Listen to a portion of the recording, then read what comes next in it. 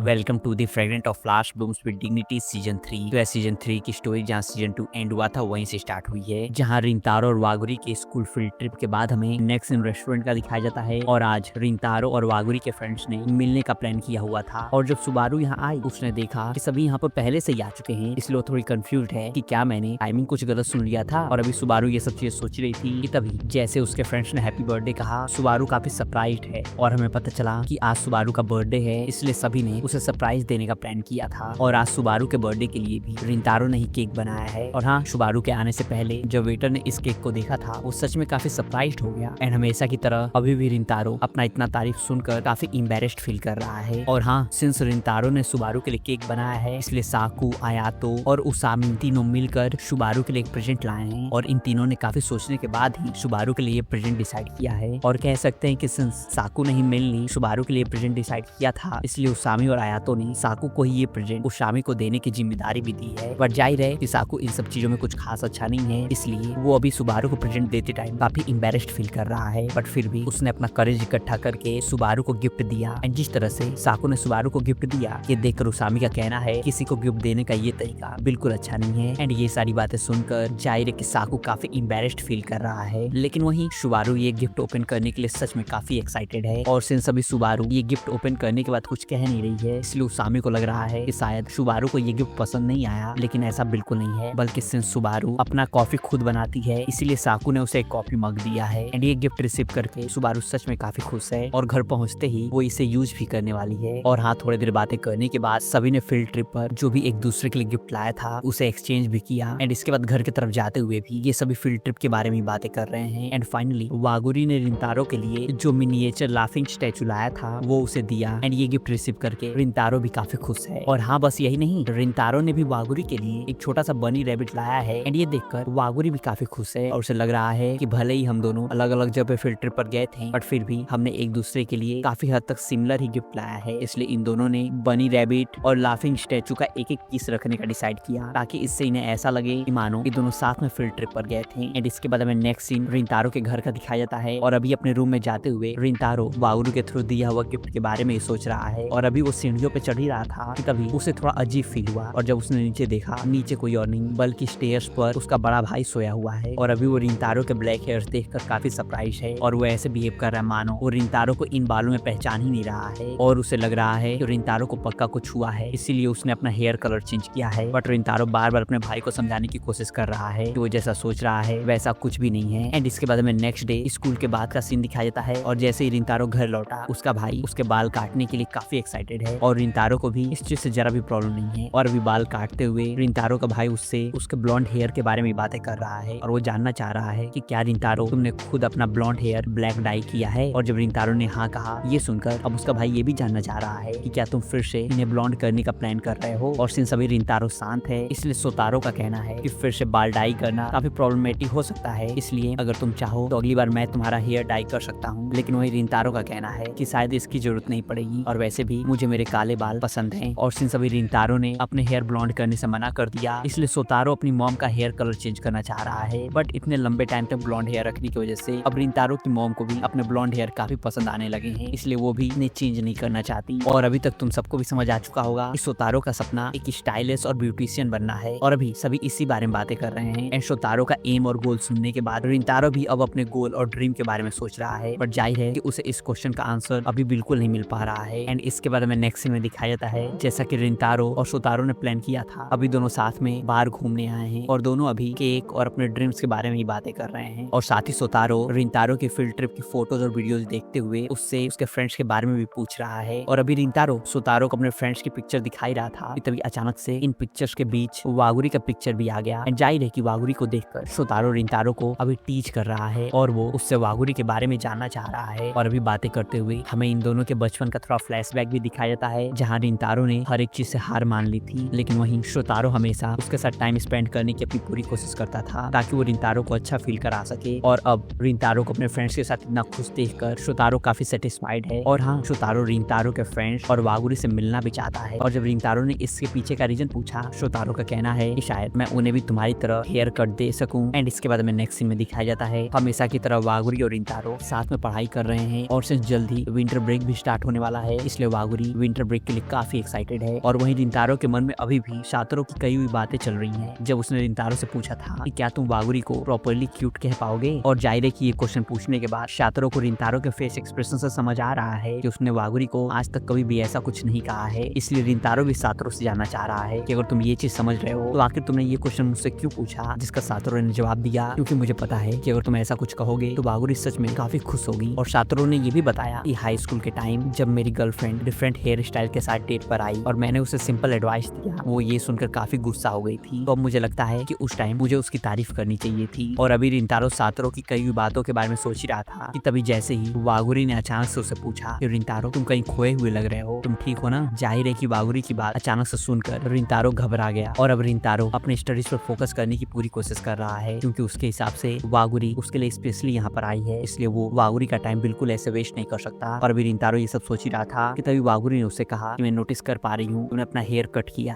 है ना। और सिंस हेयर कटिंग के बाद भी रिंतारो के हेयर्स में कुछ खास डिफरेंस नहीं आया है, इसलिए जैसे उसने कहा कि मेरे बाल पहले से कुछ खास चेंज नहीं है, तो आखिर तुमने ये चीज कैसे नोटिस किया, जिसका वागुरी ने जवाब दिया क्योंकि मैं हमेशा तुम्हें ही देखती रहती हूँ। और ये सुनते ही रिंतारो अब काफी एम्बैरेस्ड फील कर रहा है। और अभी ये कहते हुए वागुरी सच में रिंतारो को काफी क्यूट लग रही है, इसलिए वो सोच रहा है कि क्या ये चीज कहने का ये सही टाइम है। और अभी रिंतारो ये सब चीज सोच ही रहा था कि वहीं वागुरी उससे जानना चाह रही है कि तुमने अपना हेयर कट कहाँ से कराया है। और उसके पूछने पर रिंतारो ने बताया कि मेरा हेयर कट किसी और ने नहीं बल्कि मेरे भाई ने किया है। और ये सुनकर वागुरी काफी खुश है और उसका कहना है कि ये हेयर स्टाइल तुम पर काफी सूट करता है, इससे तुम काफी मैच्योर और हैंडसम लगते हो। और अपने बारे में ये सारी चीजें सुनकर रिंतारो काफी साई फील कर रहा है और थैंक यू कहते हुए वो ये भी सोच रहा है कि आखिर वागुरी ये सारी चीजें मेरे फेस पर कैसे कह सकती है। इसलिए रिंतारो को लग रहा है शायद अब मुझे भी वागुरी से कुछ कहना चाहिए। और हालांकि रिंतारो वागुरी की तारीफ करने की अपनी पूरी कोशिश कर रहा है, बट उसके लिए ये चीज सच में काफी एम्बैरेसिंग है और वो चाह कर भी अभी कुछ कह नहीं पा रहा है। और साथ ही रिंतारो के मन में ये भी चल रहा है कि कहीं ऐसा भी तो हो सकता है कि बार बार छोटी छोटी चीजों की तारीफ करने की वजह से मेरे इन तारीफ का वैल्यू खत्म हो जाए। और साथ ही रिंतारो को ये भी लग रहा है कि इसमें पूरी तरह से शातरो की गलती है, क्योंकि उसने ही मेरे मन में ये सारी अजीब चीजें डाली हैं। और अभी रिंतारो ये सब चीजें सोच ही रहा था कि तभी वागुरी ने उससे पूछा कि क्या लड़कियों को लेकर तुम्हें कोई स्पेसिफिक हेयर स्टाइल पसंद है, क्योंकि अगर ऐसा है तो मैं नेक्स्ट टाइम वो हेयर स्टाइल जरूर ट्राई करूंगी। जिसका रिंतारो ने जवाब दिया कि कभी मैंने वीमेन के हेयर स्टाइल के बारे में सोचा ही नहीं, इसलिए मेरे लिए इस बारे में कुछ कह पाना शायद टफ है, लेकिन जब भी मैं तुम्हें देखता हूँ तुम हमेशा मुझे क्यूट ही लगती हो। इसलिए अगर नेक्स्ट टाइम तुमने अपना हेयर स्टाइल चेंज कर लिया तो फिर भी मैं शायद यही कहूंगा कि तुम हमेशा की तरह क्यूट ही लग रही हो। और शायद रिंतारो ने ये चीज एक्सपेक्ट नहीं की थी कि उसकी ये बात सुनकर वागुरी सच में काफी खुश हो जाएगी, क्योंकि जैसे ही रिंतारो ने वागुरी का ये हैप्पी फेस एक्सप्रेशन देखा वो काफी सरप्राइज्ड है और अब वागुरी उसे पहले से और ज्यादा क्यूट लग रही है। और वहीं हालांकि रिंतारो के लिए ये सारी चीजें कह पाना काफी टफ हो जा रहा है और वो काफी एम्बैरेस्ड भी फील कर रहा है, बट वागुरी की तारीफ करने के बाद वागुरी के फेस पर जो उसे स्माइल दिख रहा है वो रिंतारो को भी काफी अच्छा लग रहा है। इसलिए वो चाहता है कि वो वागुरी के बारे में ये सारी चीजें बिना किसी हेजिटेशन के कह पाए, ताकि उसे फिर से वागुरी के फेस पर एक क्यूट स्माइल देखने का मौका मिले। एंड इसके बाद हमें नेक्स्ट सीन में दिखाया जाता है रिंतारो घर जाते हुए रास्ते में यही सोच रहा है कि आखिर अगली बार वागुरी का हेयर स्टाइल कैसा होगा। और अभी वो ये सब चीजें सोचते हुए जा ही रहा था कि तभी उससे एक लड़की टकरा गई और उसने जैसे ही रिंतारो का नाम लिया, ये सुनकर रिंतारो थोड़ा सरप्राइज्ड है और वो जानना चाह रहा है कि क्या मैं तुम्हें जानता हूँ। और शायद इस लड़की ने भी कुछ ऐसा ही एक्सपेक्ट किया था। एंड उसके पूछने पर इसने बताया कि मेरा नाम नाबाता है और हम दोनों सेम मिडिल स्कूल में थे एंड थर्ड ईयर के एग्जाम में हम दोनों आस पास ही बैठे थे। और ये सुनकर रिंतारो इस लड़की के बारे में याद करने की अपनी पूरी कोशिश कर रहा है, बट बार बार सोचने के बाद भी उसे कुछ भी याद नहीं आ रहा है। और ये सुनकर नाबाता ने मुस्कुराते हुए कहा कि मैं पहले के कंपैरिजन काफी चेंज हो चुकी हूँ, और हाँ मैं ये चीज तुम्हारे लिए भी कह सकती हूँ कि तुम भी पहले से काफी चेंज हो चुके हो। और ये चीज रिंतारो को भी पता है और वो इस चीज से काफी सरप्राइज भी है कि नाबाता ने उसे पहचान लिया, इसके बावजूद भी कि उसने अपना हेयर कलर अब चेंज भी कर दिया है। और शायद उसे कभी उम्मीद भी नहीं थी कि इस तरह से उसका कोई क्लासमेट उसे कभी बुलाएगा भी। इसलिए उसने नाबाता से पूछा कि क्या तुम्हें मुझसे कुछ चाहिए। और ये सुनते ही घबराते हुए नाबाता ने माफी मांगते हुए रिंतारो से कहा कि नहीं ऐसा कुछ भी नहीं है, बल्कि मुझे पुराने टाइम की याद आ गई, इसलिए मैं तुमसे बात करने का सोचा। और ये कहने के बाद नाबाता रिंतारो को बाय कहते हुए वापस अपने घर आ गई। जिसके बाद हमें दिखाया जाता है नाबाता अपने बेड पर लेटे हुए ये सोचकर काफी एम्बैरेस्ड फील कर रही है कि उसने चीजें काफी खराब कर दी, और वो इस चीज से थोड़ी दुखी भी है कि रिंतारो को वो अब याद तक नहीं। और वहीं हमें रिंतारो और नाबाता के मिडिल स्कूल का सीन दिखाया जाता है। और मिडिल स्कूल में भी सिंस रिंतारो के हेयर ब्लॉन्ड थे और वो काफी लंबा भी था, इसलिए वो सबको काफी डरावना लगता था। और नाबाता ने मिडिल स्कूल में रिंतारो के बारे में अपने फ्रेंड्स और क्लासमेट से काफी अजीबोगरीब चीजें सुनी थी, इसलिए उसने ये भी डिसाइड किया था कि वो कभी भी रिंतारो के आसपास तक नहीं जाएगी। बट चीजें तब बदल गई जब एग्जाम के टाइम इन दोनों को एक दूसरे के अगल बगल बैठना पड़ा। और वहीं हालांकि रिंतारो बाकी सारे बच्चों की ही तरह वेदर के बारे में ही सोच रहा है, बट वहीं नाबाता के मन में चल रहा है कि आखिर अभी रिंतारो किस चीज के बारे में सोच रहा होगा। और अभी रिंतारो सच में काफी डरावना लग रहा है और वो प्रे कर रही है कि रिंतारो की नजर उस पर बिल्कुल न पड़े। और अभी नबाता ये सब चीज सोच ही रही थी कि तभी उसका इरेजर गिर गया। और सिंस अभी नबाता का इरेजर रिंतारो के टेबल के नीचे है, इसलिए जाहिर है कि वो उसे सिंपली उठा भी नहीं सकती। एंड जब ये चीज रिंतारो ने नोटिस किया और उसने नबाता की तरफ देखा, नबाता काफी डर गई। और अभी नबाता इन सब चीजों के बारे में सोच ही रही थी कि क्लास में इन दोनों को साथ में देखकर कुछ अजीब चीजें न सोचे कि तभी रिंतारो ने उसका इरेजर देते हुए एक पेज पर सॉरी लिखकर भी उसे दिया। एंड ये देखकर नबाता सोच रही है कि आखिर रिंतारो मुझसे माफी क्यों मांग रहा है। और साथ ही वो रिंतारो के राइटिंग से भी काफी इंप्रेस्ड है। एंड इसके बाद नेक्स्ट टाइम सिंस नबाता और रिंतारो की क्लीनिंग ड्यूटी साथ में थी, इसलिए नबाता ने हिम्मत इकट्ठा करके रिंतारो से ये पूछ ही लिया कि आखिर तुमने मुझसे माफी क्यों मांगी थी। एंड उसके पूछने पर रिंतारो ने बताया कि तुम्हारे इरेजर ड्रॉप करने की वजह से मुझे पता है कि मुझे देखकर तुम काफी डर गई थी और मुझे लगा कि इसमें मेरी गलती है, इसलिए मैंने माफी मांगा। और जैसे जैसे कुछ टाइम नबाता ने रिंतारो के साथ क्लीनिंग ड्यूटी में स्पेंड किया, उसे रियलाइज हो गया कि जैसा उसके क्लासमेट्स रिंतारो के बारे में बातें करते हैं, रिंतारो वैसा इंसान बिल्कुल नहीं है, बल्कि रिंतारो सच में काफी काइंड इंसान है और वो काफी जेंटल टोन में भी बातें करता है। लेकिन इन सब चीजों के बावजूद भी नबाता को इस चीज का डर था कि अगर वो रिंतारो से बात करेगी तो कहीं उसके क्लासमेट्स उसे जज न करने लगी। और इस चीज की वजह से वो लाख कोशिश करने के बावजूद भी रिंतारो को गुड मॉर्निंग तक नहीं कह पाती थी। और वहीं आज भी प्रेजेंट टाइम में नबाता को इस चीज का काफी गिल्ट है कि हालांकि उसे पता था कि रिंतारो कितना अच्छा इंसान है और जैसा उसके क्लासमेट सोचते हैं रिंतारो उससे काफी अलग भी है, बट फिर भी उसके अंदर इतनी करेज नहीं थी कि वो इन सब के सामने रिंतारो से बात कर सके। एंड इसके बाद हमें नेक्स्ट सीन नबाता के स्कूल का दिखाया जाता है और सिंस अभी भी वो रिंतारो के बारे में सोच रही है और उसके मन में चल रहा है कि काश मुझे रिंतारो से उसका फोन नंबर ले लेना चाहिए था। और अभी नबाता इन सब चीजों के बारे में सोच रही थी कि तभी उसका ये फेस एक्सप्रेशन और बिहेवियर देखकर उसके फ्रेंड्स उससे जानना चाह रही हैं कि तुम आखिर किस चीज के बारे में सोच रही हो। क्या ऐसा हो सकता है कि तुम आने वाले एग्जाम की वजह से परेशान हो, या फिर हो ना हो तुम अपने पहले प्यार से टकरा गई। और ये सुनते ही जाहिर है कि नबाता घबरा गई, इसलिए उसके फ्रेंड्स ये समझ गए कि जो उन्होंने गेस किया वो पूरी तरह से सच है। इसलिए वो नबाता से जानना चाह रही है कि क्या तुम मिडिल स्कूल में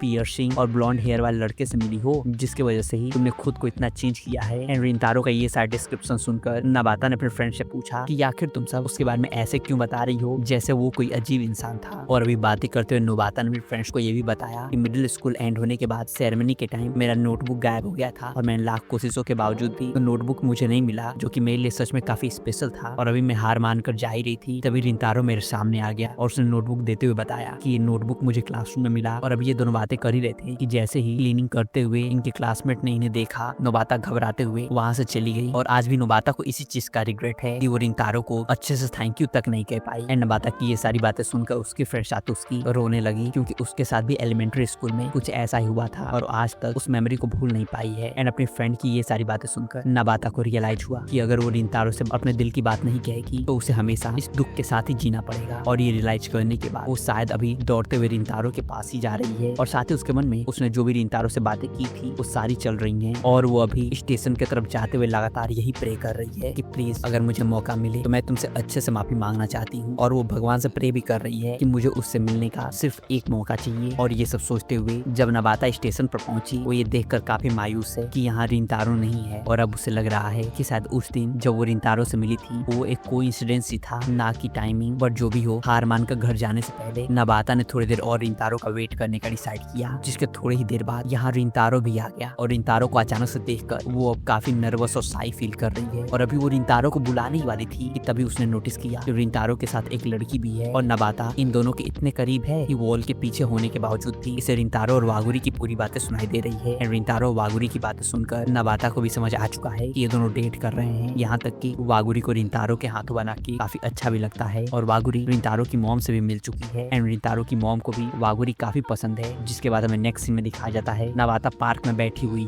और अभी स्टेशन पर रिंतारो और वागुरी ने जो कुछ भी बातें की और साथ ही वागुरी की एडोरेबल स्माइल अभी नबाता के सामने फ्लैश हो रहा है। और अभी नबाता ये सब चीजें सोचकर मायूस हो ही रही थी कि तभी इसकी फ्रेंड आसुका ने पीछे से आइज क्लोज करते हुए नबाता से जब पूछा कि गेस करो मैं कौन हूँ। जाहिर है नबाता ने उसे काफी जल्दी पहचान लिया, लेकिन वहीं जैसे ही नबाता का फेस एक्सप्रेशन उसके फ्रेंड्स ने देखा, वो सब समझ पा रही हैं कि अभी कुछ तो गड़बड़ हुआ है। बट उनके पूछने पर नबाता का कहना है कि कुछ भी नहीं हुआ और मैं ठीक हूँ। और नबाता के फ्रेंड्स अभी उसके पास इसलिए आई हैं क्योंकि जब नबाता वागुरी और रिंतारो की बातें सुनने के बाद दुखी थी, उसने दुख में अपने फ्रेंड्स को मैसेज किया कि मेरा दिल टूट चुका है। और इन सबको नबाता की काफी चिंता हो रही थी। नबाता ने अपने फ्रेंड को बताया कि मैं जिसे पसंद करती थी मैंने उसे उसकी गर्लफ्रेंड के साथ देखा है और वो जैसे स्माइल कर रहा था मैंने उसके फेस पर आज से पहले कभी भी ऐसा स्माइल नहीं देखा है। इसलिए मुझे यकीन है कि वो लड़की उसकी गर्लफ्रेंड ही थी। और सिंस उस लड़की ने रिंतारो को दिल से हंसाया है, इसलिए मुझे पूरा यकीन है कि वो सच में एक अच्छी इंसान भी है। एंड ये सारी चीजें रियलाइज करने के बाद नबाता ने अपने फ्रेंड्स को थैंक यू कहा, क्योंकि अगर वो नहीं होती तो शायद इस बार भी पिछली बार की ही तरह उसे रिग्रेट फील करना पड़ता। लेकिन इस बार अपने फ्रेंड्स की वजह से नबाता ने अपना 100% दिया। और ये कहते ही नबाता की आंखें भर आईं। और साथ ही नबाता का ये भी मानना है कि उस दिन मिडिल स्कूल में रिंतारो ने जो कुछ भी कहा था उसी की वजह से आज वो ऐसी इंसान बन पाई है। इसलिए वो हमेशा अब अपना बेस्ट देगी ताकि वो एक ऐसी इंसान बन सके जिस पर उसके पास्ट सेल्फ को काफी प्राउड हो। और इसी के साथ नबाता ने अपने पास्ट के इस रिग्रेट को जाने दिया। एंड इसके बाद हमें नेक्स्ट सीन में दिखाया जाता है सिंस रिंतारो और वागुरी का एग्जाम खत्म हो चुका है, इसलिए मादोका के इनवाइट करने पर ये सभी आज कैरियोके सेलिब्रेट करने के लिए आए हैं। और अब ऐसा लग रहा है मानो मादोका इनके ग्रुप की प्रॉपर मेंबर बन चुकी है। और इस चीज की वजह से मादोका भी काफी खुश है और उसने सर झुकाते हुए पोलाइटली कहा कि प्लीज आगे ऐसे ही मेरा ख्याल रखना। और जहाँ अभी रिंतारो और वागुरी क्या ऑर्डर करना ये डिसाइड कर रहे हैं, वहीं इन दोनों को ऐसे मेन्यू देखते हुए साकू और आयातो का कहना है इन दोनों को देखकर ऐसा लग रहा है मानो ये दोनों कोई फैमिली रेस्टोरेंट में आए हैं। और वहीं दूसरी तरफ सिंस सुबारू के लिए टेक्नोलॉजी समझ पाना बहुत टफ हो जाता है, इसलिए सॉन्ग कैसे प्ले करना है उसे जरा भी समझ नहीं आ रहा है। एंड इसके बाद इन सब ने काफी देर तक गाना गाते हुए कैरियोके एंजॉय किया। एंड जब ड्रिंक लेने के लिए रिंतारो और वागुरी बाहर जा ही रहे थे तभी मादोका ने भी इन्हें ज्वाइन किया। और अभी हॉलवे में वॉक करते हुए मादोका वागुरी और रिंतारो से जानना चाह रही है कि क्या तुम दोनों का क्रिसमस के लिए कोई प्लान है। और क्रिसमस वर्ड सुनते ही रिंतारो का फेस एक्सप्रेशन काफी डिप्रेसिंग हो चुका है, इसलिए मादोका उससे इसके पीछे का रीजन जानना चाह रही है। एंड उसके पूछने पर वागुरी ने बताया कि सिंस रिंतारो की फैमिली एक केक शॉप ओन करती है, इसलिए 24th और 25th को इनका शॉप खुला रहेगा। और जाहिर है ज्यादा क्राउड होने की वजह से रिंतारो को शॉप पर हेल्प भी करना पड़ेगा। और अभी बातें करते वागुरी ने मादोका को ये भी बताया कि पिछले साल जब हम इस चीज के बारे में बातें कर रहे थे तब वागुरी की मॉम ने मुझसे काफी बार सॉरी भी कहा। एंड रिंतारो ने भी अपनी मॉम का कभी भी ये साइड नहीं देखा था। और वहीं इस साल रिंतारो की मॉम ने प्रॉमिस किया है कि वो रिंतारो को 25th को छुट्टी देंगी। एंड मादोका ने रिंतारो और वागुरी से इनका 24th और 25th का शेड्यूल इसलिए पूछा ताकि वो क्रिसमस के टाइम थोड़ी देर के लिए सही लेकिन इन दोनों के साथ थोड़ा टाइम स्पेंड कर सके। बट शायद अब ये चीज पॉसिबल नहीं है, इसलिए मादोका वागुरी से उसका 24th का प्लान जानना चाह रही है। एंड उसके पूछने पर वागुरी ने बताया कि मैं 24th को रिंतारो के फैमिली शॉप पर हेल्प करूंगी। एंड ये सुनकर मादोका भी रिंतारो के फैमिली शॉप में हेल्प करना चाह रही है, जिसका रिंतारो ने जवाब दिया कि शायद जितने ज्यादा लोग रहेंगे उतना ही अच्छा होगा, तो मुझे इस चीज से प्रॉब्लम नहीं है। और ये सुनते ही मादोका बाकी सबसे भी इस चीज के बारे में पूछने के लिए काफी एक्साइटेड है, क्योंकि उसके अकॉर्डिंग अगर सभी रिंतारो के फैमिली बेकरी में उसकी हेल्प करेंगे तो सबको भी काफी अच्छा लगेगा। एंड इसके थोड़ी देर बाद ड्रिंक लेकर जब रिंतारो और वागुरी वापस आए, उसामी के फेस एक्सप्रेशन से रिंतारो को लग रहा है कि शायद उसे हेल्प करने में थोड़ी प्रॉब्लम होगी, जिसका मादोका ने जवाब दिया कि नहीं ऐसा बिल्कुल नहीं है और हम सभी हमारे बेकरी में हेल्प करने के लिए काफी एक्साइटेड भी हैं। ये सुनकर रिंतारो अभी ये जानना चाह रहा है तो फिर आखिर तुमने उसामी से ऐसा क्या कह दिया कि उसका फेस एक्सप्रेशन ऐसा हो गया। एंड रिंतारो के पूछने पर मादोका ने बताया कि हम फ्यूचर प्लान्स के बारे में बात कर रहे थे कि आखिर हाई स्कूल के बाद सबका क्या प्लान है। और ये सुनकर उसामी ऐसे बिहेव कर रहा है। एंड वही उसामी का कहना है कि मेरा फ्यूचर प्लान हमेशा से यही रहेगा कि मैं हमेशा हाई स्कूल स्टूडेंट ही रहूं। और सिंस सुबारू ने ही फ्यूचर प्लान के बारे में पूछा था, इसलिए आयातो को लग रहा है कि शायद सुबारू ने पहले से ही अपने फ्यूचर के बारे में सोचा है। एंड उसके पूछने पर सुबारू ने बताया कि मुझे लॉयर बनना है। एंड ये सुनकर सभी सच में काफी खुश हैं। और जब सुबारू ने आयातो से उसके ड्रीम के बारे में पूछा, आयातो का कहना है मेरे पास ऐसा कोई ड्रीम नहीं है जिसके पीछे मैं काम कर सकूं, इसलिए शायद मैं एक सिंपल जॉब लूंगा एंड नॉर्मल लाइफ जीऊंगा। एंड इसके बाद हमें नेक्स्ट सीन में दिखाया जाता है जल्दी क्रिसमस आने वाला है, इसलिए रिंतारो के फादर पेस्ट्रीज बनाने में काफी बिजी हैं। एंड अभी बातें करते हुए रिंतारो के फादर के पूछने पर रिंतारो ने बताया कि मेरा पेस्ट्रियर बनने का कोई प्लान नहीं है। एंड ये सुनकर रिंतारो के फादर थोड़ा सरप्राइज्ड हैं, क्योंकि अब उन्हें रियलाइज हो रहा है रिंतारो अपने स्किल्स पर इतना मेहनत सिर्फ और सिर्फ एज अ हॉबी ही कर रहा था। और वही रिंतारो की मदर का भी कहना है कि रिंतारो भी हाई स्कूल में है, उसके पास अभी काफी करियर चॉइस ऑप्शंस हैं। और वहीं इसके बाद नेक्स्ट सीन में रिंतारो और वागुरी बातें करते हुए वॉक कर रहे हैं और रिंतारो वागुरी से भी यही जानना चाह रहा है। कुछ टाइम पहले उसामी को भी लगा था मैं आगे चल के पेस्ट्रियर ही बनूंगा, तो क्या तुम्हें भी ऐसा लगता है? जिसका वागुरी ने जवाब दिया कि अगर मैं ना कहूँ तो शायद ये झूठ होगा, लेकिन हाँ अगर तुम आगे चल के पेस्ट्रियर भी नहीं बनते हो तो ये भी शायद सरप्राइजिंग नहीं होगा। एंड रिंतारो का भी कहना है कि मेरे डैड और मेरे भाई ने अपने हॉबी और इंटरेस्ट को अपना जॉब बनाया, और सिंस मैं भी केक बेक करना काफी इंजॉय करता हूँ इसीलिए शायद सबको लगता है कि मैं आगे चल के पेस्ट्रियर बनूंगा। और मैं भी इस बारे में सोच रहा था, बट काफी सोचने के बाद भी मैं इस चीज को लेकर श्योर नहीं हो पा रहा हूँ। एंड वागुरी के हिसाब से भी ये एक काफी डिफिकल्ट क्वेश्चन और डिसीजन है। और अभी रिंतारो इन सब चीजों के बारे में सोच ही रहा था, तभी वागुरी ने उससे कहा कि अगर तुम डिसाइड करोगे तुम्हें मॉडल बनना है तो मैं तुम्हारा इसमें पूरा सपोर्ट करूंगी। एंड ये सुनकर रिंतारो घबराते हुए वागुरी से जानना चाह रहा है कि इतने सब चीजों में से आखिर तुमने मॉडल ही क्यों सोचा, जिसका वागुरी ने जवाब दिया कि तुम लंबे और हैंडसम हो तो मुझे लगता है कि अगर तुम मॉडल बनोगे तुम काफी पॉपुलर होगे। बट वागुरी ने ये चीज काफी रैंडमली कहा, इसलिए उसका फिर से कहना है कि तुम अपने लिए चाहे कोई भी फ्यूचर डिसाइड करो, मैं तुम्हारा उसमें पूरा सपोर्ट करूंगी। और हाँ वागुरी ने ये भी कहा कि यहाँ सुबारू को छोड़कर शायद बाकी किसी ने भी अपने फ्यूचर के बारे में अभी कुछ डिसाइड नहीं किया है, और इस चीज की वजह से मैं सुबारू को काफी एडमायर भी करती हूँ और मुझे पता है कि आगे चल के कभी ना कभी हमें इस चीज के बारे बारे में सोचने के लिए खुद को फोर्स करना ही पड़ेगा। बट हाँ, शायद ये चीज कुछ दिन और वेट कर सकती है। एंड ये सब कहते हुए वागुरी ने रिंतारो से ये भी कहा कि वैसे एक चीज है जिसका मैं सपना देखती हूँ। एंड ये सुनकर जाहिर है रिंतारो वागुरी के इस ड्रीम के बारे में जानना चाह रहा है, जिसका वागुरी ने जवाब दिया कि ये अभी के लिए एक सीक्रेट है। एंड इसके बाद हमें नेक्स्ट सीन स्कूल का दिखाया जाता है और रिंतारो पूरे टाइम सिर्फ और सिर्फ यही सोच रहा है कि आखिर वागुरी का क्या ड्रीम है और वो ऐसा क्या है कि वागुरी मुझसे शेयर नहीं कर सकती। और जैसे ही रिंतारो ने ये सब चीजें सोचते हुए क्लासरूम में एंटर किया, उसे आया तो कुछ पेपर्स के साथ मिला। एंड जब रिंतारो ने इन पेपर्स को देखा, ये कुछ और नहीं बल्कि करियर सर्वे का पेपर है। और जाहिर है कि ये देखकर रिंतारो को बिल्कुल अच्छा नहीं लग रहा है। एंड जाहिर है कि जब रिंतारो के बाकी सारे फ्रेंड्स को भी इस चीज के बारे में पता चला, अब सिंस उन्हें भी अपने करियर के बारे में सोचना पड़ेगा, इसलिए वो सब भी खुश नहीं है। एंड इसके बाद हमें स्कूल एंड होने के बाद का सीन दिखाया जाता है और सिंस आज आयातो की क्लीनिंग ड्यूटी है, इसलिए उसामी ने रिंतारो और शाकू के साथ मिलकर आयातो के ऊपर प्रैंक करने का डिसाइड किया। और वहीं रिंतारो, उसामी और शाकू क्लासरूम के बाहर बैठकर आयातो के आने का इंतजार कर रहे हैं ताकि ये तीनों मिलकर उस पर प्रैंक कर सके। वहीं हमें दिखाया जाता है कि आयातो अपने होम रूम टीचर से बातें कर रहा है और उसके टीचर का कहना है कि अगर तुम्हें कोई भी प्रॉब्लम है तो तुम मुझसे बात कर सकते हो और मुझे उम्मीद है तुम्हारे बाकी तीनों फ्रेंड्स भी तुम्हारी बातें सुनने में इंटरेस्टेड होंगे। एंड इस चीज से बाहर बैठे उसामी और बाकी दोनों ने भी एग्री किया। लेकिन वहीं क्लासरूम के अंदर आयातो ने अपने होम रूम टीचर से कहा कि मेरे फ्यूचर करियर चॉइस के बारे में मुझे नहीं लगता कि मैं अपने फ्रेंड से बात करने वाला हूँ और ना ही मैं उन्हें इसके बारे में कुछ बताने वाला हूँ। और ये सुनते ही रिंतारो के साथ साथ उसामी और शाकू को भी अपने कानों पर यकीन नहीं हो रहा है, क्योंकि इन्हें अच्छे से याद है कि आयातो ने इनसे कहा था कि उसके पास कोई भी फ्यूचर प्लान नहीं है और वो सिंपली जॉब ढूंढेगा और एक नॉर्मल लाइफ जिएगा। और अभी ये सब चीजें हो ही रही थी कि उसामी खुद को रोक नहीं पाया और उसने तुरंत क्लासरूम का दरवाजा खोला और जाहिर है कि टीचर से जानना चाह रहे हैं कि आखिर तुम यहाँ कर क्या रहे हो, जिसका उसामी ने जवाब दिया कि मैं आयातो को पिक करने आया हूँ। और जैसा कि रिंतारो और शाकू ने सोचा था, चीजें उसके काफी अपोजिट हुई, क्योंकि जहाँ इन्हें लगा था कि उसामी आयातो से जो भी उसने कहा उसके बारे में पूछेगा, बट ऐसा कुछ भी नहीं हुआ। तो जाहिर है कि ये चीज रिंतारो और शाकू के लिए काफी सरप्राइजिंग है। एंड इनके होम रूम टीचर के जाने के बाद उसामी ने काफी कैजुअली आयातो से कहा कि तुमने टीचर से जो भी बातें की हमें माफ करना, बट हमने वो सारी बातें सुन ली, तो आखिर तुम हमें कुछ बताना क्यों नहीं चाहते। और फिर से उसामी के अचानक से ये क्वेश्चन पूछने की वजह से रिंतारो और शाकू काफी सरप्राइज्ड हैं, क्योंकि उन्हें चीजें छुपाने का एक्सपीरियंस है। और अभी रिंतारो और शाकू ये सब चीजें सोच रहे थे, तभी उसामी ने आयातो से कहा कि अगर तुम हमें बताना नहीं चाहते तो मैं तुम्हें उस चीज के लिए फोर्स नहीं करूंगा, बट तुमने टीचर से कहा है तो हाँ, मैं सिर्फ और सिर्फ तुमसे रीजन जानना चाहता हूँ, और वो भी साफ साफ। जिसका आयातो ने जवाब दिया कि शायद तुम सबको कुछ गलत फहमी हो गई है, क्योंकि सिंस ये सारी चीजें मेरे फ्यूचर के बारे में है, इसलिए मैं इसके बारे में खुद अकेले सोचना चाहता हूँ। और आयातो का ये भी कहना है, जैसा कि मैंने तुम सबको पहले ही बताया था कि स्कूल के बाद मैं जॉब ढूंढूंगा, और मैं सोच रहा था कि क्यों ना मैं रेस्टोरेंट बिजनेस में जॉब ढूंढने का ट्राई करूं, इसलिए मैं इन सब चीजों के ऊपर काम कर रहा हूं। तो हाँ, अगर मैं किसी चीज को लेकर परेशान होता हूं, मैं तुम सबको उसमें इन्वॉल्व नहीं करना चाहता। इसका मतलब ये नहीं है कि मुझे तुम सब पर विश्वास नहीं है, और हाँ, तुम सबको परेशान करने के लिए मुझे माफ करना, लेकिन अब मैं ठीक हूँ। और आयातो की ये सारी बातें सुनकर उसामी का कहना है कि अगर तुम ठीक हो तो सब ठीक है। एंड इसके बाद घर जाते हुए शाकू रिंतारो से अभी जो कुछ भी आयातो ने कहा उसी के बारे में बातें कर रहा है। एंड शाकू आयातो को काफी अच्छे से जानता है कि वो एक ऐसा इंसान है जो कि अपने प्रॉब्लम्स किसी से भी शेयर नहीं करता। और हालांकि एट द एंड आयातो को ही अपना डिसीजन लेना है, बट फिर भी शाकू का मानना है कि आयातो इन सब चीजों को सोचते हुए अगर फ्रस्ट्रेट हो जाए तो वो सारी चीजें हमसे कह सकता है, ताकि उसका गुस्सा भी थोड़ा शांत हो। एंड शाकू आयातो का हर एक तरह से हेल्प करना चाहता है, क्योंकि ये सभी फ्रेंड्स हैं। एंड शाकू को उम्मीद है कि चाहे कुछ भी हो, आयातो ठीक हो जाएगा। एंड इसके बाद हमें नेक्स्ट डे पी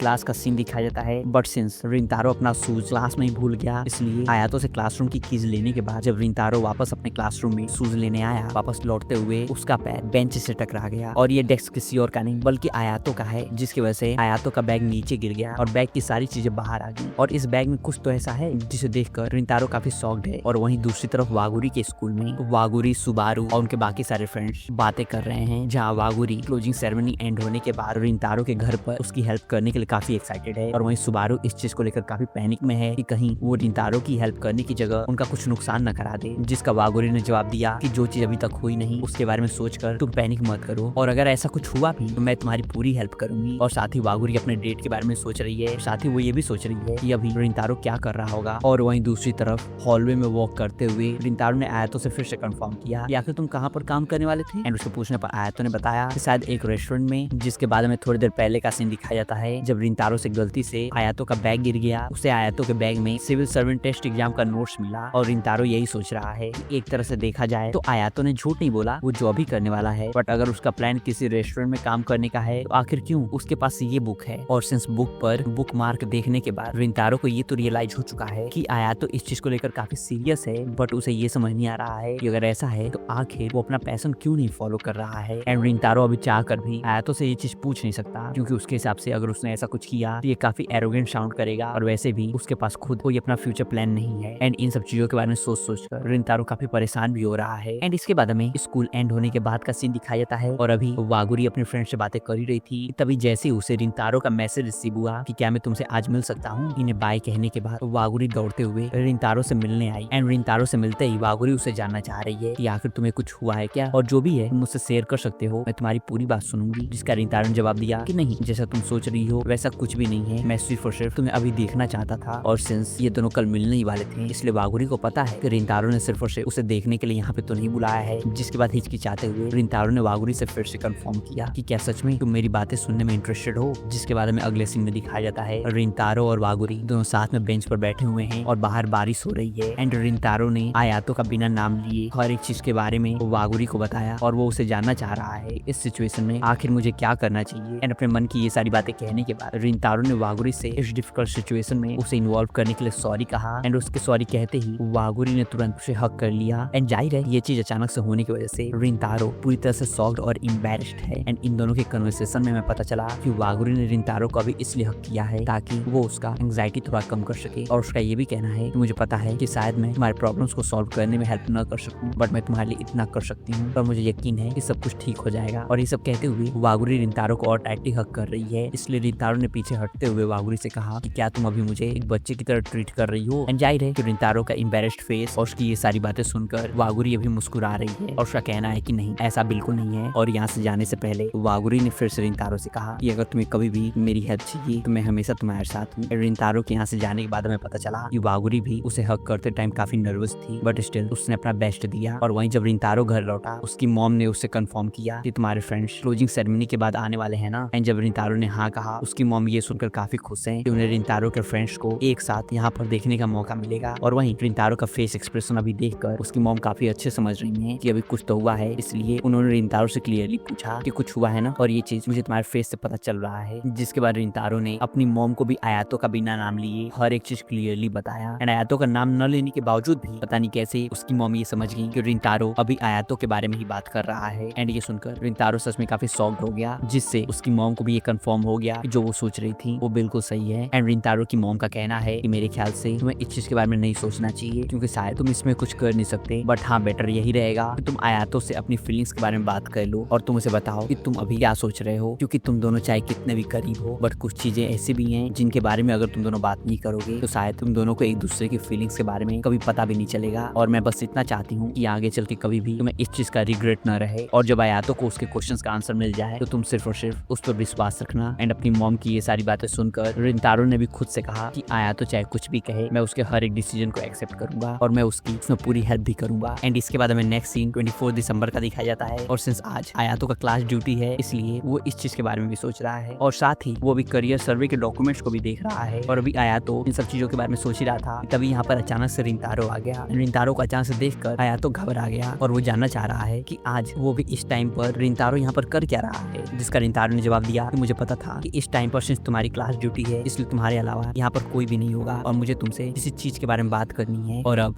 आयातो रिंतारो से जानना चाह रहा है कि आखिर तुम किस चीज के बारे में बात करना चाहते हो। जिसके बाद रिंतारो ने सबसे पहले आयातो से माफी मांगा और बताया कि कुछ टाइम पहले पीई क्लास के टाइम मैं तुम्हारे डेस्क से टकरा गया और तुम्हारा सारा सामान नीचे गिर गया। एंड तुम्हारे बैग से मुझे पुलिस ऑफिसर टेस्ट एग्जाम का क्वेश्चन पेपर भी मिला, इसलिए तुम्हारी चीजों को देखने के लिए मुझे माफ करना। और साथ ही जो अभी मैं कहने वाला हूँ शायद उस चीज से तुम नफरत भी करो, इसलिए मैं तुमसे पहले ही ये चीज कहने के लिए माफी चाहता हूँ। एंड फाइनली रिंतारो ने आयातो से कहा कि मैं सोच रहा था कि कहीं तुम्हारा रियल ड्रीम पुलिस ऑफिसर बनना तो नहीं है। एंड ये सुनकर आयातो ने हंसते हुए कहा कि रिंतारो आखिर तुम्हारे मन में ये चीज क्यों आई। बट अभी रिंतारो का फेस एक्सप्रेशन पूरी तरह से सीरियस है, इसलिए आयातो भी एक पल के लिए सहम गया। और रिंतारो ने पहले से डिसाइड किया था कि वो यहाँ पर सिंपली बैठकर बात करने वाला तो नहीं है, इसलिए उसने आयातो से फिर से कहा कि मैं तुमसे सिंपली जानना चाहता हूँ कि मैंने अभी जो कहा वो सच है या फिर नहीं। जिसका आयातो ने जवाब दिया कि चलो मान लेते हैं कि मैं फ्यूचर में एक पुलिस ऑफिसर बनना चाहता हूँ। और साथ ही आयातो रिंतारो से ये भी जानना चाह रहा है कि अगर तुम्हें इन सब चीजों के बारे में पहले से पता चल चुका था तो आखिर तुम मुझसे इस बारे में क्यों जानना चाह रहे हो। जिसका रिंतारो ने जवाब दिया कि एक बार तुमने मुझसे कहा था कि जो भी मेरा डिसीजन होगा तुम मुझे उसमें सपोर्ट करोगे, एंड उस चीज से मुझे सच में काफी अच्छा लगा था। और आज में जब मौका है तो वो फेवर तुम्हें रिटर्न करना चाहता हूँ और मैं भी तुम्हें सपोर्ट करना चाहता हूँ, चाहे तुम्हारा मन रेस्टोरेंट में काम करने का हो या फिर as a police officer. And Rintaro की ये सारी बातें सुनकर आयातो समझ चुका है कि वो इस चीज में रिंतारो से बिल्कुल जीत नहीं पाएगा, इसलिए अब वो इस चीज के लिए रिग्रेट कर रहा है कि आखिर उसने स्कूल में वो बुक लाई ही क्यों। एंड फाइनली उसने रिंतारो को बताया कि सच कहूँ तो मुझे भी डर लग रहा है और इस पॉइंट पे मुझे बिल्कुल नहीं पता कि मुझे चाहिए क्या। और अभी ये दोनों बातें कर ही रहे थे कि तभी रिंतारो जिसके सीट पर बैठा था वो लड़का भी यहाँ आ गया। इसलिए फिर से जाहिर है कि रिंतारो आयातो से हर एक चीज के बारे में अच्छे से बात नहीं कर पाया और अभी रिंतारो वापस अपने सीट पर जा ही रहा था कि तभी आयातो ने उससे कहा कि एक बार मेरे अंदर की सारी चीजें क्लियर होने के बाद क्या मैं तुमसे फिर से बात कर सकता हूँ। एंड चीजें सही होने के बाद हम इस बारे में साकू और उसामी से भी बातें कर सकते हैं। एंड जाहिर है कि इस चीज से रिंतारो को भी कोई प्रॉब्लम नहीं है। एंड इसके बाद हमें फाइनली रिंतारो के फैमिली शॉप का सीन दिखाया जाता है और जैसा कि रिंतारो के सारे फ्रेंड्स ने उसे प्रॉमिस किया था कि वो सभी उसके शॉप पर हेल्प करेंगे, उसके लिए सभी रिंतारो के शॉप में आ चुके हैं और सबने बेकरी का यूनिफॉर्म भी पहना है। एंड जैसा कि सभी ने प्लान किया था रिंतारो के सभी फ्रेंड्स उसके शॉप में कस्टमर को सर्व करने में हेल्प भी कर रहे हैं। एंड सबको इतना एनर्जेटिक देखकर रिंतारो के फादर भी काफी खुश हैं। एंड उसामी ने अभी जो हैट पहना है उसे देखकर एक बच्चे ने उसे सेंटा भी कह के बुलाया। एंड इस चीज से जाहिर है उसामी को भी काफी अच्छा लगा और वो हर एक कस्टमर के साथ काफी फ्रेंडली बिहेव कर रहा है। एंड इसके बाद हमें नेक्स्ट सीन में दिखाया जाता है जब कुछ सामान लेने के लिए आया तो रिंतारो की मदर के साथ किचन में गया। यहाँ किचन में सभी फुल डेडिकेशन के साथ काम कर रहे हैं और सिंस आज का दिन काफी बिजी है इसलिए सभी फुल्ली फोकस भी हैं। और ये देखकर आया तो काफी शॉक्ड है क्योंकि अभी किचन का इन्वायरमेंट सुबह से पूरी तरह से चेंज हो चुका है और सिंस आया तो होटल इंडस्ट्री में अपना फ्यूचर ग्रो करने के बारे में सोच रहा था इसलिए अभी ये सिनेरियो देखकर उसे ये चीज रियलाइज हो रहा है कि होटल इंडस्ट्री इतना आसान नहीं है जितना उसने सोचा था, बल्कि इसमें अपने पूरे दिल से काम करना पड़ता है। इसलिए आया तो इस चीज के बारे में भी काफी सोच रहा है कि क्या वो अपने काम में अपना पूरा दिल लगा पाएगा। और जितना आया तो अपने फ्यूचर के बारे में सोच रहा है उतना ही वो फर्स्ट स्टेप लेने में कॉन्फिडेंस फील नहीं कर रहा है क्योंकि किसी को भी नहीं पता कि फ्यूचर क्या मोड़ लेने वाला है। और अभी आया तो ये सब चीज सोच रहा था कि तभी मादोका यहाँ आ गई और जैसे उसने आयातो की आंखों में आंसू देखा वो काफी शॉक्ड है और वहीं आयातो के मन में लगातार यही चल रहा है कि क्या कोई ऐसी चीज है जिसे मैं दिल से कर सकूं। और साथ ही हमें यहाँ पर पता चला कि आयातो का बड़ा भाई एक पुलिस ऑफिसर था और आयातो उसे काफी एडमायर किया करता था। एंड इसके बाद हमें आयातो के चाइल्डहुड का सीन दिखाया जाता है और हमें पता चला आयातो के 3 और भाई हैं और जब भी इसके 2 भाई लड़ा करते थे बड़ा भाई हमेशा इन दोनों को छुड़ाता था और वहीं आयातो को कभी भी लड़ाई करना बिल्कुल पसंद नहीं था। और वहीं कुछ टाइम बाद जब आयातो 6 साल का हुआ उसने एलिमेंट्री स्कूल में पहली बार लड़ाई किया। एंड उसके चेहरे पर चोट के निशान देखकर जब उसके भाई ने इसके बारे में पूछा आयातो ने उसे बताया कि मेरे एक फ्रेंड को कुछ लड़के परेशान कर रहे थे और सिंस फाइट मैंने स्टार्ट की इसलिए टीचर का भी कहना है कि मैं ही गलत हूँ। लेकिन वहीं आयातो का भाई सोगो उससे जानना चाह रहा है कि आखिर तुम्हारे फ्रेंड ने क्या कहा। और जब आयातो ने बताया कि उसने मुझसे माफी मांगने के साथ साथ थैंक यू भी कहा, सोगो का कहना है कि अगर ऐसा है तब सब ठीक है क्योंकि तुमने अपने फ्रेंड को बचाया है और इसलिए मैं तुम पर बिल्कुल गुस्सा नहीं हूँ। और सभी बातें करते करते आयातो रोने लगा इसलिए सोगो ने उसे शांत करते हुए उसे पूछा तो आखिर तुम इस बैटल को जीते या फिर हारे। जिसका आयातो ने जवाब दिया कि जाहिर है कि 5 लड़कों के साथ मैं एक साथ नहीं लड़ सकता इसलिए मैं हार गया। एंड सोगो ने आयातो को ये भी समझाया कि ऐसा नहीं है कि हर प्रॉब्लम का सोल्यूशन लड़ाई झगड़ा ही हो, कभी कभार तुम बातें करके भी चीजें सही कर सकते हो। हालांकि ये जरूरी नहीं है कि बातें करने से चीजें हमेशा सही हो जाएं, बट हाँ सिंस अभी भी तुम बच्चे ही हो इसलिए तुम एडल्ट्स पर भी डिपेंड रह सकते हो जैसे कि मुझ पर। और मैं पुलिस ऑफिसर इसलिए बना ताकि मैं सबकी हेल्प कर सकूं। एंड अपने भाई की ये सारी बातें सुनकर आयातो उससे जानना चाह रहा है कि बिना चोट लगे मैं किसी फाइट को कैसे जीत सकता हूँ। और ये पूछते ही सोगो का एक्सप्रेशन पूरी तरह से नॉर्मल हो गया और ऐसा लग रहा है मानो उसके फेस पर कोई भी एक्सप्रेशन नहीं है। एंड इसके बाद हमें पता चला कि सोगो ने पहली बार पुलिस ऑफिसर बनने का तब डिसाइड किया था जब वो हाई स्कूल में था और कुछ बुलीज एक लड़की को परेशान कर रहे थे और सोगो उस लड़की को बचाने की कोशिश कर रहा था और अभी वो इन लड़कों से पिटने ही वाला था कि तभी यहाँ पर एक पुलिस ऑफिसर आ गया। जिसके बाद जाहिर है कि ये बुलीज यहाँ से चले गए। एंड इसके बाद स्टेशन तक वॉक करते हुए इस पुलिस ऑफिसर ने सोगो की तारीफ भी की और साथ ही उसे ये भी समझाया कि कुछ काम के लिए तुम एडल्ट्स पर डिपेंड हो सकते हो एंड पुलिस ऑफिसर का काम तुम्हें प्रोटेक्ट करना ही है। एंड इस पुलिस ऑफिसर की ये सारी बातें सुनकर सोगो इतना ज्यादा मोटिवेट हो गया कि वो भी आगे चल के एक पुलिस ऑफिसर बनना चाहता था। एंड वहीं आयातो भी अपने बड़े भाई को इतना ज्यादा एडमायर करता है, उसने भी ये सेम सपना देखना स्टार्ट कर दिया। एंड काफी लंबे टाइम तक मेहनत करने के बाद फाइनली सोगो एक पुलिस ऑफिसर बन ही गया। लेकिन कुछ टाइम बाद उसने अपने जॉब को भी क्विट कर दिया। एंड ये जानकर जाहिर है कि आयातो पूरी तरह से शॉक्ड हो गया और वो सोगो से इसके पीछे का रीजन भी जानना चाह रहा है। जिसका सोगो ने जवाब दिया कि बड़ों के लाइफ में काफी चीज चलती रहती है। और ये कहने के बाद उसने आयातो से अपने इस डिसीजन के लिए माफी भी मांगा। और साथ ही आयातो के बड़े भाई का ये भी कहना है कि सच में मैं अपना जॉब क्विट नहीं करना चाहता था क्योंकि मुझे अपने काम पर सच में काफी प्राउड था और मैंने अपने काम के दौरान काफी डिफरेंट लोगों का हेल्प भी किया, बट मुझे इसका बिल्कुल आइडिया नहीं था कि ये काम इतना ज्यादा रफ हो सकता है और मुझे पता है कि इस काम के लिए मैं सच में काफी कमजोर था। और साथ ही सोगो ये भी सोच रहा है कि क्या आयातो भी पुलिस ऑफिसर बनने का सपना देख रहा है। और हाँ, सोगो को पूरी तरह से पता है कि आयातो हमेशा से उसे एडमायर करता था और उसने जॉब क्विट करके आयातो का दिल दुखाया है। एंड ये सारी चीजें सोचकर सोगो रोने लगा और वहीं उसी दिन से आयातो के मन में चलने लगा कि अगर सोगो ये काम नहीं कर सकता तो मैं तो बिल्कुल नहीं कर पाऊंगा। और वहीं आज प्रेजेंट डे में भले ही आयातो को नहीं पता कि क्या वो फर्स्ट स्टेप ले पाएगा, बट फिर भी वो इस बारे में भी सोच रहा है कि अगर उसे फर्स्ट स्टेप लेने से डर है तो आखिर उसके पास अभी भी एंट्रेंस एग्जाम की बुक क्यों है। और और अभी आया तो इन सब चीजों के बारे में सोच रहा था, तभी मादोका ने थोड़े दूर नोटिस किया कि एक बच्चा जो कि उनके शॉप से अभी केक लेकर गया था वो शायद खो गया है और ऐसा लग रहा है वो बच्चा अभी रोने ही वाला है। तभी मादोका ने उसे आवाज लगाया और पूछा कि आखिर तुम यहाँ पर घूम क्यों रहे हो। और जैसे इस बच्चे ने कहा कि मेरी मदद करो, आयातो के मन में चलने लगा कि मैं शुरुआत से ही पुलिस ऑफिसर किसी की मदद करने के लिए बनना चाहता था, तो क्या मेरे भाई के साथ कुछ हुआ था। और अभी इधर आयातो के मन में ये सब चीज चल रही है और वहीं इस बच्चे ने उसे कहा कि मेरे भाई को कुछ लड़के परेशान कर रहे थे और वहां से मैं भाग गया और अब मुझे नहीं पता कि मुझे क्या करना चाहिए। एंड इस बच्चे की ये सारी बातें सुनकर आयातो अब उससे और डिटेल पूछ रहा है और साथ ही वो ये भी जानना चाह रहा है कि अभी तुम्हारा भाई है कहाँ। एंड इसके बाद अगले सीन दिखाया जाता है और अभी कुछ लड़के मिलकर एक लड़के को बुली कर ही रहे थे कि तभी यहाँ पर आयातो आ गया। और जाहिर है कि आयातो के यहाँ पर आने की वजह से ये बुली लड़के बिल्कुल खुश नहीं है, लेकिन आयातो ने इनसे माफी मांगते हुए उस लड़के से कहा कि तुम्हारा छोटा भाई तुम्हें लेकर काफी चिंता कर रहा है, इसलिए हमें यहाँ चलना चाहिए। लेकिन जाहिर है कि ये लड़के इन्हें यहाँ से जाने देने वाले हैं नहीं। और जब आयातो ने कहा कि अगर तुम कुछ गलत करने की कोशिश करोगे तो लोगों की नजर तुम पर पड़ेगी, बट इस बुली लड़के का कहना है कि यहाँ पर कोई भी आने वाला नहीं है, इसलिए हम इसे ऐसे जगह पर लाए हैं और तुम्हें छोड़कर यहाँ पर किसी को भी अच्छाई का कीड़ा नहीं काट रहा है। और ये चीज आयातो को भी पता है, इस दुनिया में काफी लोग हैं लेकिन सबके वैल्यूज और इथिक्स अलग अलग हैं, लेकिन यहाँ पर आयातो के लिए ये चीज जरा भी मीनिंगलेस नहीं है। और अभी आयातो के मन में उसके भाई के थ्रू बचपन में कहे हुए हर एक बात चल रहा है, जहाँ उसके भाई ने ये भी कहा था कि कभी कभार ऐसा भी होता है जब हमें लड़ना ही पड़ता है और हम वहाँ से पीछे नहीं हट सकते। और शायद अभी आयातो को ये सिचुएशन ऐसा ही लग रहा है। एंड जाहिर है कि आयातो को ऐसे खोए हुए देखकर ये बुली लड़के अब उस पर और गुस्सा कर रहे हैं। और अभी ये सब चीजें हो रही थी तभी आयातो ने इन्हें बताया कि मैंने पुलिस को ऑलरेडी इन्फॉर्म कर दिया है और जल्दी पुलिस यहाँ पर आती ही होगी। जिसके अगले ही पल में दिखाया जाता है पुलिस यहाँ आ चुकी है। एंड पुलिस को देखते ही ये 4 लड़के जब यहाँ से भागने लगे, आयातो ने इनमें से मेन लड़के का हाथ पकड़ लिया और उसे जमीन पर गिरा दिया। और देखते ही देखते यहाँ पर आयातो के फ्रेंड्स भी आ चुके हैं, क्योंकि मादोका ने इस सिचुएशन के बारे में उन्हें बता दिया था। और साकू को बिल्कुल उम्मीद नहीं थी कि आयातो हेल्प के लिए पुलिस को कॉल करेगा, बल्कि उसे लगा था कि आयातो खुद इन लड़कों से लड़ेगा। और जब इस छोटे से बच्चे ने आयातो को थैंक यू कहते हुए कहा कि आप सच में काफी कूल थे पुलिस ऑफिसर की तरह, ये सुनकर आयातो के चेहरे पर काफी स्वीट सी स्माइल है और उसे ये सुनकर सच में काफी अच्छा लगा। एंड इसके बाद में नेक्स्ट सीन बेकरी बंद होने के बाद का दिखाया जाता है और सच में आज सबको आयातो की काफी चिंता हो रही थी। और जहाँ आयातो को लग रहा था कि आज रिंतारो के पेरेंट्स उसे पक्का डांटेंगे, वहीं रिंतारो की मदर उससे अकेले में बात करना चाहती हैं। एंड अकेले में बात करते हुए रिंतारो की मदर ने आयातो से सबसे पहले यही कहा कि मैं सच में अब काफी रिलैक्स्ड हूँ कि तुम पूरी तरह से ठीक हो, क्योंकि अगर कुछ भी गलत होता तो मुझे नहीं पता कि मैं ये सारा सिचुएशन तुम्हारे पेरेंट्स को कैसे समझाती। और वहीं उस बुली लड़के को पकड़ते टाइम आयातो के हाथ पे थोड़ा चोट लगा है, इसलिए अभी रिंतारो की मदर उसे बैंडेज भी कर रही है। एंड रिंतारो की मदर आयातो के स्ट्रेंथ से काफी इम्प्रेस्ड भी है और साथ ही उन्होंने आयातो को ये भी बताया कि तुम्हारे काइंडनेस और हेल्प की वजह से वो छोटा लड़का अपने भाई से मिल पाया। और अभी आयातो को हर एक चीज समझाते हुए रिंतारो की मदर का कहना है कि तुम इतने डेंजरस सिचुएशन में फंसे, इसकी जिम्मेदार मैं भी हूँ। ये सुनकर आयातो थोड़ा कंफ्यूज्ड है, जिसके बाद रिंतारो की मदर ने उसे समझाया कि तुम सबका ख्याल रखने की जिम्मेदारी आज मेरी थी, बट मैं अपने काम में इतने बिजी हो गई कि मैं वो जिम्मेदारी आज नहीं निभा पाई, इसलिए मुझे माफ करना। और साथ ही रिंतारो की मॉम आयातो के फैमिली से भी इस चीज के लिए सॉरी कहना चाहती हैं। एंड जाहिर है आयातो का यही कहना है मैंने जो कुछ भी किया वो मेरा डिसीजन था, लेकिन वहीं रिंतारो की मदर अपने बच्चों के लिए कोई गलत एग्जाम्पल सेट नहीं करना चाहती है, इसलिए उन्हें ये करना ही होगा। और वो इस चीज से भी काफी खुश है कि आयातो ने गलत का साथ नहीं दिया। एंड इसके बाद हमें अगले सीन में दिखाया जाता है जब आयातो नीचे पहुंचा, आसपास का इन्वायरमेंट देखकर ऐसा लग रहा है कि सभी आज अपने हार्ड वर्क को सेलिब्रेट करने वाले हैं। लेकिन वहीं आयातो ने नीचे आते ही सबसे पहले इन सबके लिए ट्रबल क्रिएट करने के लिए रिंतारो से माफी मांगा। लेकिन वहीं रिंतारो के डैड का कहना है कि वो दोनों लड़के हमारे रेगुलर कस्टमर हैं और सिंस आज उनकी मॉम का बर्थडे था इसलिए वो दोनों यहाँ अकेले आए थे। और मुझे पता है कि रिंतारो की मॉम ने तुम्हें ऑलरेडी काफी चीजें कही हैं, इसलिए मैं वो सारी चीजें फिर से नहीं कहने वाला हूँ और मैं सिंपली हमारे प्रीशियस कस्टमर्स को बचाने के लिए मैं तुम्हें थैंक यू कहना चाहता हूँ। एंड फाइनली ये सारे कन्वर्सेशन के बाद इनका पार्टी स्टार्ट हुआ एंड अभी सभी सच में काफी इंजॉय कर रहे हैं और सभी काफी खुश भी हैं। और हाँ, सभी आयातो के स्ट्रेंथ से काफी इम्प्रेस्ड भी हैं। और साथ ही रिंतारो की मॉम का ये भी कहना है कि एट द एंड हमें चीजें ट्राई करती रहनी चाहिए ताकि हमें पता चल पाए कि हम किस काम को एंजॉय करते हैं, बट उससे भी इम्पोर्टेंट है कि जो भी हम डिसीजन लें उसे सोच समझ के लें ताकि हमें एंड में उसका रिग्रेट न रहे। और हाँ, आज तुम सबकी वजह से कस्टमर्स के फेस पर जो स्माइल था उससे मुझे ये तो यकीन हो गया है कि तुम अभी जो कुछ भी कर रहे हो वो सही कर रहे हो। और अभी ये सभी बातें कर ही रहे थे तभी यहाँ पर रिंतारो के डैड इन सब के लिए केक लेकर आ गए एंड ये केक खाते हुए जाहिर है कि सभी काफी खुश हैं। एंड इस केक का टेस्ट हमेशा की तरह इन सबको काफी अच्छा भी लग रहा है। एंड फाइनली सब कुछ खत्म होने के बाद जब रिंतारो के फ्रेंड्स वापस अपने अपने घर जा रहे थे, तब जब रिंतारो की मॉम ने इन्हें पैसे देने की कोशिश की, मादोका ने तुरंत इसे लेने से इनकार कर दिया और उसका कहना है कि हम यहाँ पर पैसे के लिए बिल्कुल नहीं आए थे। बट जाहिर है रिंतारो की मॉम बिल्कुल नहीं चाहती कि उसके फ्रेंड्स ये पैसे एक्सेप्ट न करें, इसलिए उनका कहना है ठीक है, अगर ऐसा है तो हाई स्कूल कंप्लीट होने के बाद मैं तुम्हें ये पैसे वापस दूंगी, क्योंकि सच में तुम सबके हेल्प की वजह से ही आज हमारा शॉप काफी प्रॉफिटेबल रहा। एंड इस चीज को मादोका